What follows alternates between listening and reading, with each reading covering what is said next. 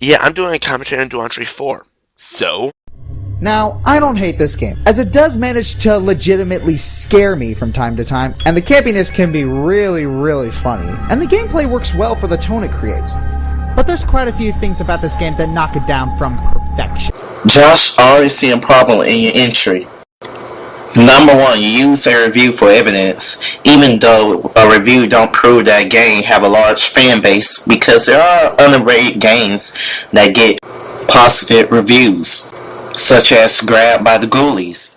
And if I may interject for a second, I seem to have noticed some flaws in yours.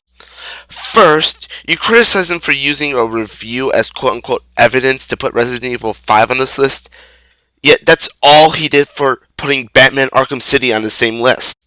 But you didn't like that entry, right? I don't get you. Anyways, the definition of overrated is something that gets more hype than it deserves. So we run across your second problem. You don't know how to use Google.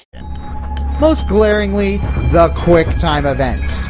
They come out of freaking nowhere, brutally punishing you for just wanting to sit back and enjoy a cutscene.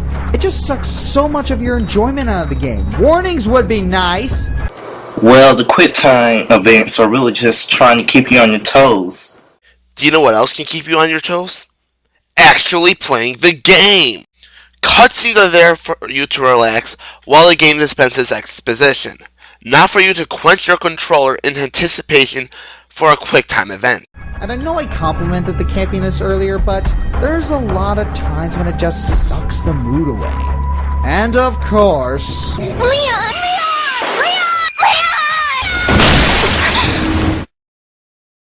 Oops.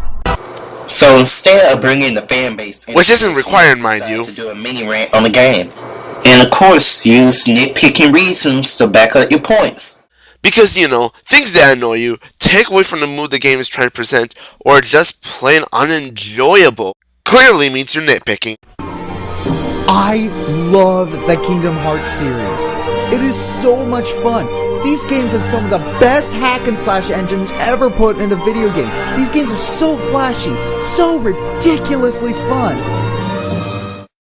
But these games are just so stupid! While I love these games, as stories, these games leave a lot to be desired. So the Kingdom Hearts franchise is overrated because the story is stupid? Well, yeah. I mean, this is an RPG, something that tends to focus heavily on story. Not to mention, Kingdom Hearts came from Square Enix, who are known to make good RPGs, especially in the stories. By the way, good job trying to counter his point. You did a real fine job of that. I hate this game. I really do. It doesn't matter where you like the game, not just explain why the fans like it too much. People rag on games like Call of Duty and Dynasty Warriors for being complete copy-paste sequels, but when Mario does it, why does it suddenly get a free pass? Hey, he explained why the fans like it too much. Look at that. Music, copy-paste. I'm sorry to say this, Josh, but some of the looks like someone's taking his point a little too literally. It just proves that you didn't do your research and just saying copy-paste game. How about you Google the definition of overrated and then we'll talk. By the way, I did listen to the soundtrack for this game, and many of the songs sound like they came from the first game. Levels, copy-pasted. At this point, Duantry tries to counter Josh again by taking his point too literally and going on for 41 seconds about how some of the levels in Super Mario Galaxy 2 do not look like the levels in Super Mario Galaxy 1. Yeah, I'm skipping it. You'll thank me later. Gameplay, copy-pasted.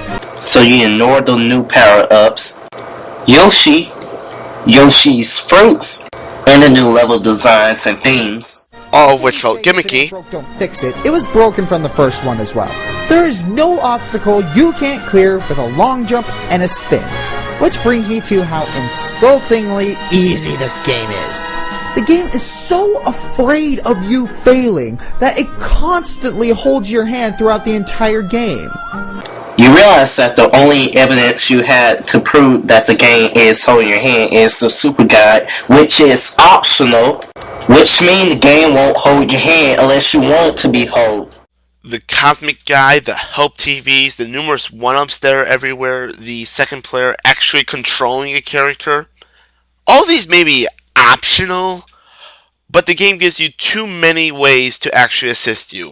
Green stars, fake difficulty. Grandmaster Galaxy, beat it first try.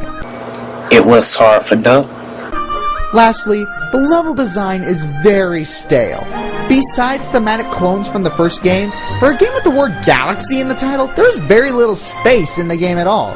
Very little, very little, very little, very little, very little, very little, very little, very little, very little, very little, very little, very little, very little. The first game was able to pull off level themes while still making you feel like you were in space. Especially galaxies like Beach Bowl Galaxy, Bubble Breeze Galaxy, and Rolling Green Galaxy. Now compare the number of galaxies that look space-like in Super Mario Galaxy to the number of galaxies in Super Mario Galaxy 2 that look space-like, and you'll see a huge contrast. This one just feels gimmicky. My point is, you can't just go around calling other games copy-paste sequels, but then just ignore it when Mario does it. You do realize that when you're making a sequel to a game, the gameplay had to be similar to the original title.